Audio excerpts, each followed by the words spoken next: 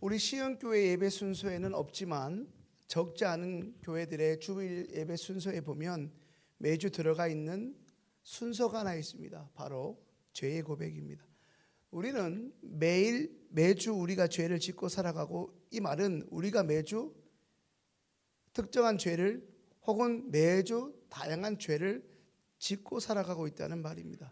그런데 가슴 아픈 것은 우리가 매주 이렇게 죄를 하나님 앞에 예배 시간에 고백하지만 매번 같은 죄를 반복적으로 그리고 습관적으로 짓고 그리고 동시에 회개하고 있다는 것입니다. 이처럼 우리 안에 있는 죄성을 한마디로 컨트롤할 수 있는 사람은 이 땅에 아무도 없습니다. 성욕이 있고 식욕, 수변욕뿐 아니라 순간순간 드러나는 우리의 악한 마음을 제대로 완벽하게 컨트롤할 수 있는 사람은 이 땅에 아무도 없습니다. 아니, 존재할 수 없다고 해야 할 것입니다. 사도 바울이 이것을 정확하게 이야기하고 있는데요, 로마서 8장 18절부터 20절 메시지 성경으로 함께 읽겠습니다. 나는 선을 행하기로 결심하지만 실제로는 선을 행하지 않습니다. 나는 악을 행하지 않기로 결심하지만 결국에는 악을 저지르고 맙니다. 나는 결심하지만 결심만 하지 행동으로 이어지지 않습니다. 그래서 나는 매번 패배하곤 맙니다. 이는 너무도 반복적으로 일어나는 일이어서 충분히 예측할 수 있습니다. 그래서 청소년 사역하다 보면 이왕 또 죄 지을 건데 좀 모아서 회개하고 나서 회개를 좀 나중에 하면 안 될까요? 이런 우스갯소리를 우리 청소년들이 하기도 합니다. 하도 자신이 반복해서 죄를 짓는 것에 염증이 났다는 말이겠죠. 그만큼 우리는 죄에서 자유할 수 없습니다. 방금 읽은 메시지 성경을 본 것처럼 우리가 아무리 선을 원해도 악을 행할 수밖에 없는 근원적인 연약함, 다시는 악을 행하지 않기로 결심하지만 결국 또 반복되는 이 죄를 지을 수밖에 없는 우리의 연약함에 대해서 바울은 탄식하고 있습니다. 이처럼 우리 안에 있는 죄성을 스스로 다스릴 수 있는 사람은 이 세상에 단 한 사람도 없습니다. 아니, 아무도 없습니다. 이제 오늘 본문 3절 말씀 함께 읽습니다. 그 사람은 무덤 사이에 거처하는데 이제는 아무도 그를 쇠사슬로도 맬 수 없게 되었으니, 중요한 것은 빨간 글씨 아무도입니다. 방금 함께 읽은 3절을 계속 묵상하면서 제 눈에 반복적으로 눈에 들어온 단어는 이 아무도입니다. 귀신 들린 사람을 당시에 주변의 모든 사람들 가운데 아무도 통제할 수 없었습니다. 아무도 그를 제어할 수 없었습니다. 아무도입니다. 그 가운데 당시 유능한 의사가 있었을 것입니다. 오늘날로 말하면 신경정신과 정신 분석에 관한 유명한 권위자가 있었겠죠.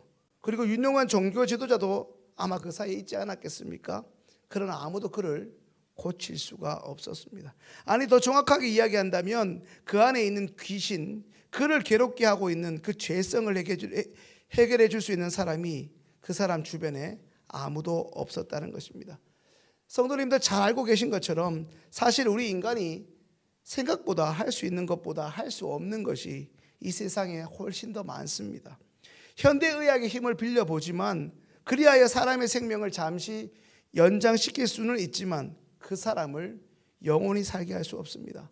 돈과 기술의 힘으로 인간의 삶을 이전보다 편안하게 할 수는 있지만 모든 사람을 그것도 동시에 행복하게 만들 수는 없습니다. 첨단 과학으로 미래를 예측할 수 있을지 모르지만 하루에 24시간 하나님이 정해놓으신 이 시간을 인간 임의로 조정할 수는 없습니다. 이것을 소위 인간의 한계라고 이야기들 합니다. 제 아무리 인간이 가장 뛰어난 존재이고 하나님이 만든 최고의 피조물이라고 말들은 하지만, 그렇지만 인간을 만드신 창조주보다 뛰어날 수 없습니다. 이것이 피조물이 가진 한계입니다. 아무도 이 귀신 들린 사람을 붙들고 있는 사단의 세력으로부터 구해주지 못했습니다.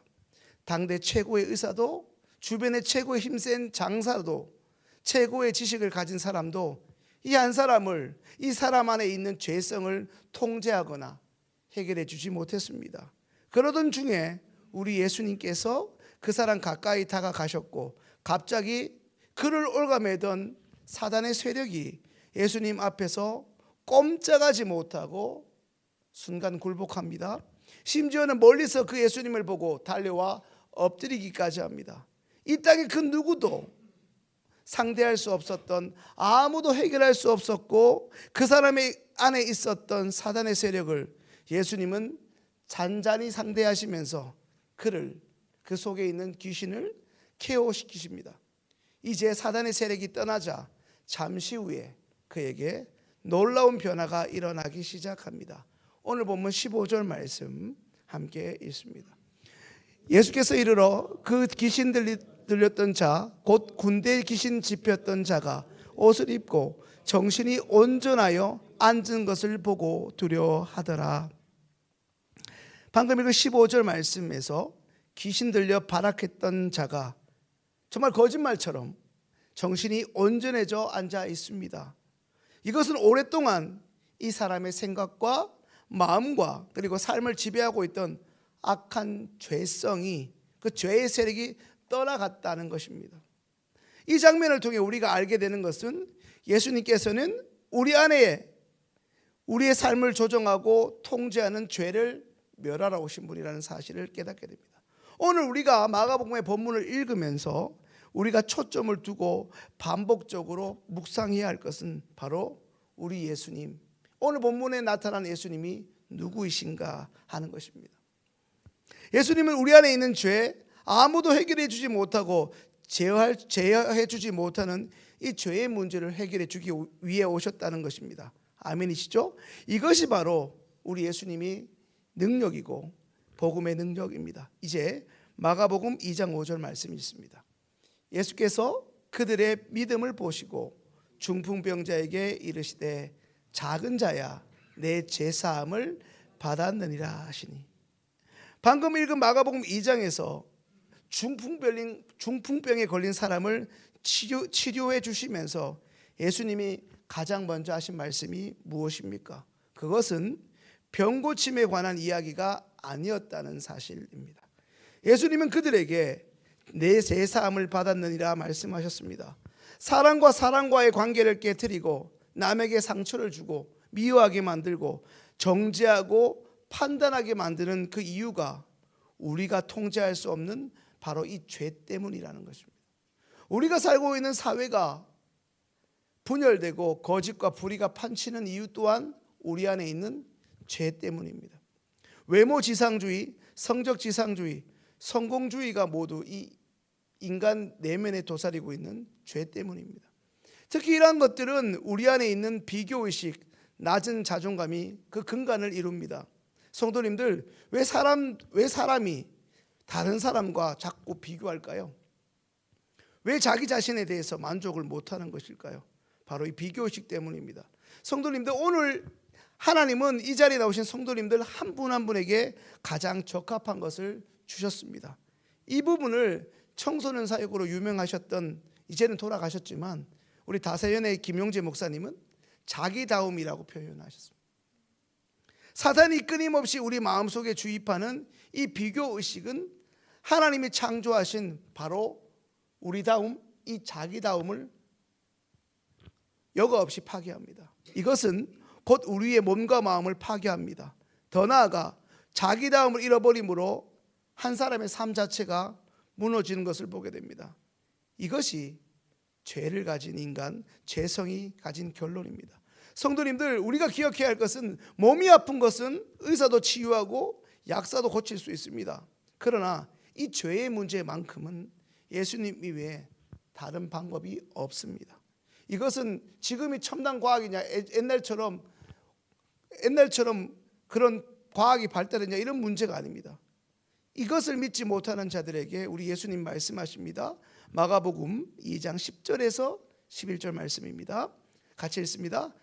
그러나 인자가 땅에서 죄를 사하는 권세가 있는 줄을 너희로 알게 하려 하노라 하시고 중풍병자에게 내가 네게 이르노니 일어나 내 상을 가지고 집으로 가라 하시니, 성도님들, 예수님께서 병자를 치유하시는 것, 그것 때문에 이 땅에 오셨다면 아마도 처음부터 그 일을 하셨을 것입니다. 그런데 그것은 근본적인 회복일 수 없습니다. 육체적인 회복은 안타깝게도 아주 일시적인 것입니다. 예수님의 치유의 목적은 영원한 회복, 바로 이 죄로부터의 자유를 보여주시는 것입니다.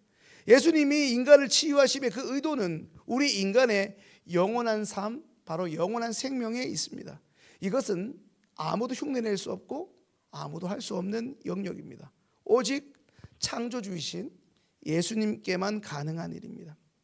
청소년 사역을 하면서 수련회를 가보면 재미있는 현상을 보게 되죠. 솔직히 제가 은혜를 받을 수 있을까?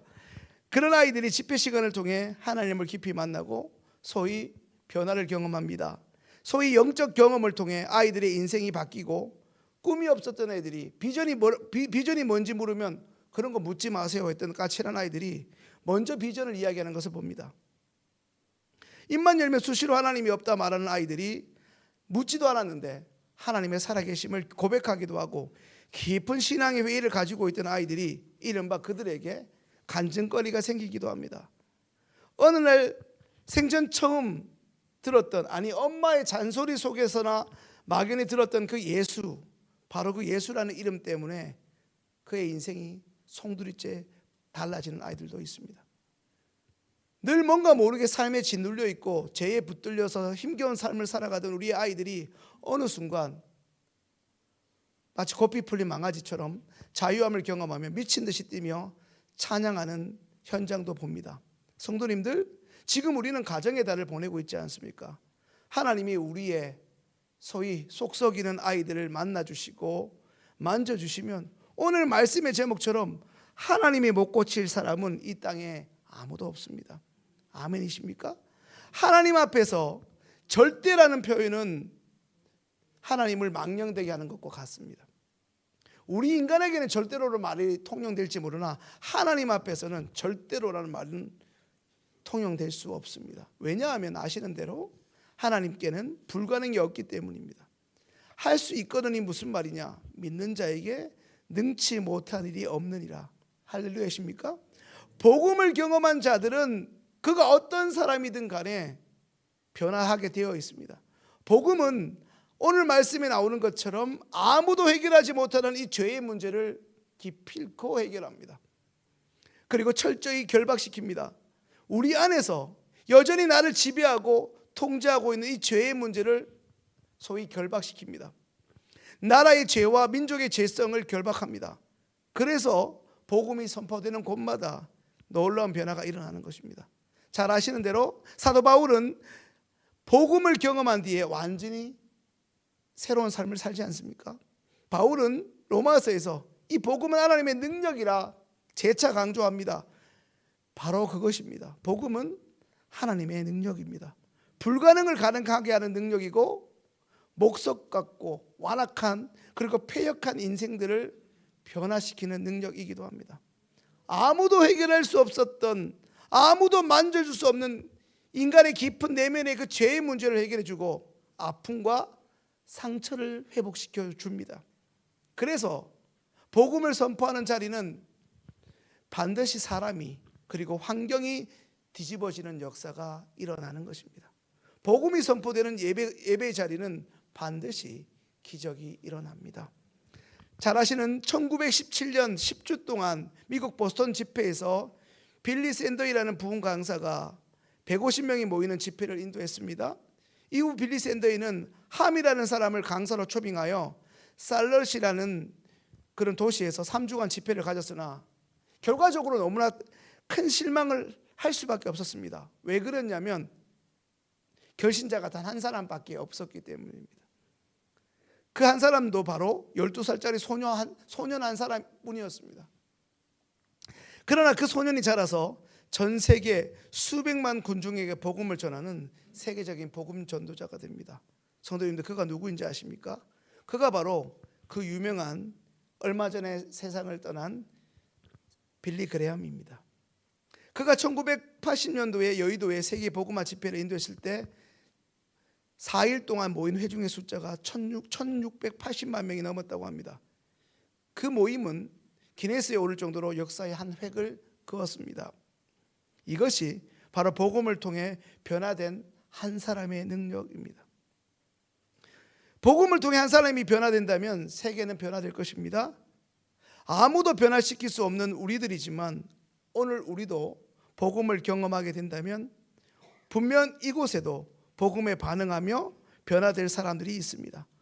오늘 하나님의 말씀을 전하고 있는 저도 수천 명 중에 한 사람이었습니다. 하나님에 대해 전혀 관심 없던 저에게 그저 교회에 탁구 치고 농구하러 오고 사람 보러 오던 저에게 우연히 간 교회 수련회에서 저 또한 복음을 경험하고 이렇게 성도님들 앞에서 복음이 무엇인지를 전하는 주의 종이 되어 있지 않습니까? 그래서 저는 한 사람에 대한 소망이 있습니다.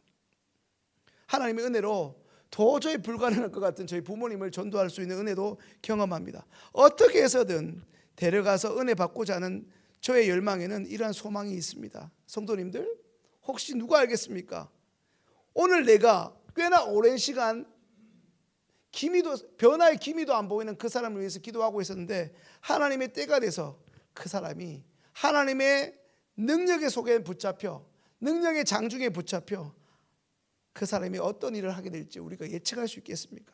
아무도 변화시킬 수 없는 사람이라 할지라도 오늘 이 자리에 나온 우리가 포기하지 말아야 할 것은 바로 우리 주 예수 그리스도를 통해 그가 죄에서 자유함을 받는다면 그들도 다음과 같이 고백하게 될 것이라는 것입니다. 오늘 본문 18절 말씀 읽습니다. 예수께서 배에 오르실 때에 귀신 들렸던 사람이 함께 있기를 간구하였으나 귀신 들렸던 사람이 함께 있기를 간구했으나 하나님의 은혜로 자유함을 입은 인생은 이제 귀신과 함께 있기를 원하지 않고 쾌락과 세상에 주는 어떤 명품과 함께 있기를 원하는 것이 아니라 이제 평생 나를 구해 주신, 나를 죄에서 구속해 주신 예수님과 평생 함께 있기를 간구하는 인생으로, 그런 입술로 고백하는 삶으로 변화될 줄 믿습니다.